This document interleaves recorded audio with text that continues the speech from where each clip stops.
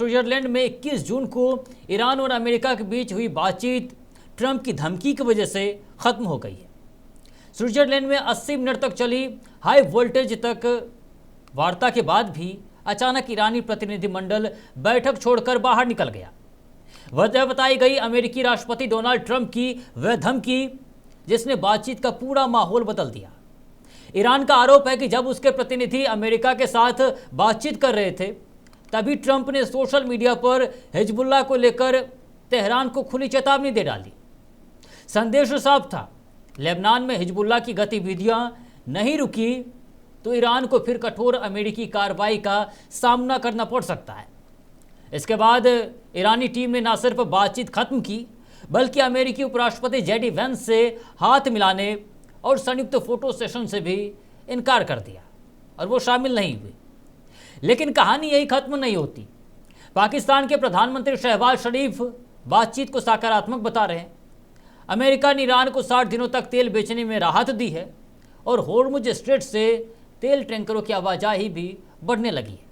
तो ऐसे में सवाल है कि क्या पर्दे के पीछे कोई समझौता तैयार हो रहा है या फिर यह राहत सिर्फ अगले बड़े संघर्ष से पहले की खामोशी है। ईरान की सेना अलर्ट पर है। गालिफ बाग और अरागची ओमान पहुंच चुके हैं और अब दुनिया की नज़रें होर्मुज स्ट्रेट पर टिक गई है कि आखिर क्या दोबारा से होर्मुज स्ट्रेट खुल पाएगा या फिर क्या खुलने के बाद फिर बंद हो जाएगा, क्योंकि इससे पहले भी अस्थायी रोक लगी थी जो दोबारा से फिर बंद हो गई है। ऐसे में खबर से सवाल क्या कुछ निकलता है, चलिए आपको बताते हैं।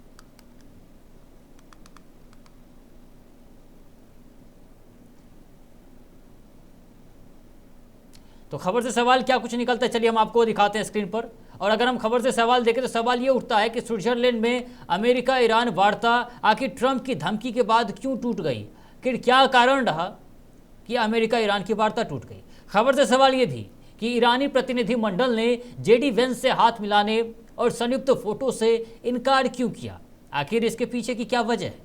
खबर से सवाल ये भी उठता है कि ट्रंप ने हिजबुल्लाह को लेकर ईरान को क्या चेतावनी दी थी और जिसके बाद जो है वो ये वार्ता ख़त्म हो गई है।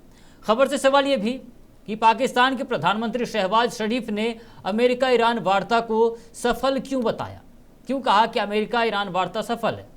साथ ही साथ खबर से सवाल ये भी कि अमेरिका ने ईरान को 60 दिनों तक तेल और पेट्रोकेमिकल उत्पाद बेचने की छूट क्यों दी है, इसके पीछे क्या कारण है। साथ ही खबर से सवाल ये भी कि होर्मुज स्ट्रेट में तेल टैंकरों की आवाजाही बढ़ने का वैश्विक तेल बाजार पर क्या असर पड़ सकता है। साथ ही साथ खबर से सवाल ये भी कि क्या बातचीत जारी रहने के बावजूद ईरान ने अपनी सेना को पूरी तरह से अलर्ट रखने का फैसला आखिर क्यों किया। अगर अमेरिका और ईरान के बीच बातचीत चल रही है तो फिर आखिर सेना को अलर्ट मोड पर क्यों रखा गया है। तो ये तमाम सवाल है जो खबर से निकलकर सामने आता है। ऐसे में हम आपको इन्हीं सवालों का जवाब एक एक करके बताएंगे, लेकिन उससे पहले चलिए हम खबर का इतिहास देखते हैं। और अगर हम खबर के इतिहास को देखें तो अमेरिका और ईरान के रिश्ते दशकों से तनावपूर्ण रहे हैं। 1979 की ईरानी इस्लामी क्रांति के बाद दोनों देशों के राजनयिक संबंध टूट गए थे। इसके बाद परमाणु कार्यक्रम, आर्थिक प्रतिबंध, पश्चिमी एशिया में प्रभाव की लड़ाई और इजरायल की सुरक्षा जैसे मुद्दे लगातार टकराव का कारण बने। 2015 में ईरान और विश्व शक्तियों के बीच परमाणु समझौता हुआ था, लेकिन डोनाल्ड ट्रंप के पिछले कार्यकाल में अमेरिका इससे बाहर हो गया और ईरान पर कड़े प्रतिबंध लगाए गए।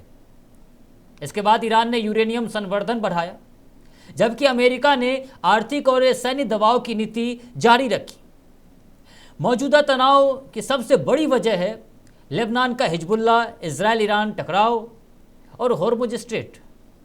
होर्मुज दुनिया का अहम तेल समुद्री मार्ग है, जहां से बड़ा हिस्सा जो है तेल का निर्यात होता है। किसी भी तनाव से जो है अंतर्राष्ट्रीय तेल कीमतें और वैश्विक सप्लाई जो इससे प्रभावित हो सकती है। वहीं स्विट्जरलैंड में हुई बातचीत का उद्देश्य तनाव कम करना, तेल आपूर्ति बहाल रखना और किसी बड़ी सैन्य संघर्ष को रोकना था। लेकिन ट्रंप की धमकी के बाद बातचीत रुकने से पहले ये साफ हो गया कि कूटनीति के साथ साथ युद्ध का खतरा अब भी बना हुआ है।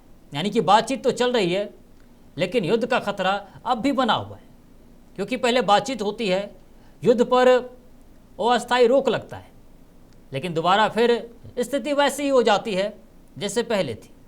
दोबारा से जो है वो रोक लगाई जाती है, प्रतिबंध लगाया जाता है हॉर्मुज स्ट्रेट पर, और हॉर्मुज स्ट्रेट को जो है वो बंद कर दिया जाता है। ऐसे में पर्दे के पीछे क्या कुछ चल रहा है, आपको बताते हैं।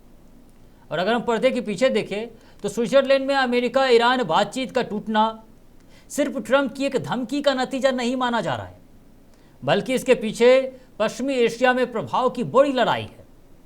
ईरान चाहता है कि अमेरिका उसकी क्षेत्रीय भूमिका, परमाणु नीति और सहयोगी संगठनों पर दबाव कम करे। वहीं संयुक्त राज्य अमेरिका की प्राथमिकता इजरायल की सुरक्षा, हिजबुल्लाह की गतिविधियों पर नियंत्रण और हॉर्मुज स्ट्रेट की निर्बाध जहाजरानी है, जहां पर उन्हें रोकने की लगातार कोशिश की जाती है। ट्रंप की धमकी को बातचीत की मेज पर दबाव बनाने की रणनीति के तौर पर भी देखा जा रहा है।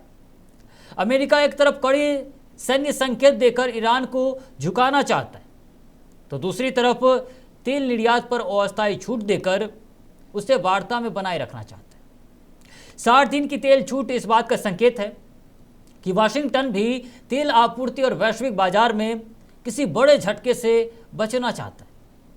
ईरान ने जेडी वेंस से हाथ ना मिलाकर और फोटो सेशन से दूरी बनाकर घरेलू स्तर पर जो है वो सख्त संदेश देने की कोशिश की है। तेहरान दिखाना चाहता है कि वह दबाव में बातचीत नहीं करेगा।